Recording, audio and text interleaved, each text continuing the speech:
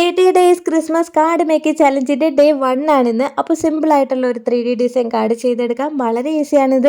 പ്രത്യേകം ശ്രദ്ധിക്കുക, ഇഷ്ടമുള്ള അളവ് എടുക്കരുത്. ഇതിനൊരു റേഷ്യോ ഉണ്ട്, അല്ലെങ്കിൽ 3D ഒക്കെ കാർഡിന് വെളി ചാടിപ്പോകും.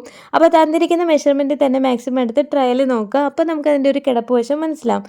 ഈ ഒരു പീസ് ഓഫ് പേപ്പറാണ് ഇതിൻ്റെ ഹാർട്ട് ഓഫ് ദ കാർഡ് എന്ന് തന്നെ പറയാം. ഞാനിപ്പോൾ ഒരു ഡയഗണലായിട്ട് മടക്കി നെക്സ്റ്റ് അടുത്ത കോൺ ഇതുപോലെ മടക്കിയിട്ട് അത് തിരിച്ചിട്ടിട്ടാണ് ഞാൻ അതിൻ്റെ സെൻറ്റർ പോർഷൻ ഇങ്ങനെ മടക്കുന്നത്.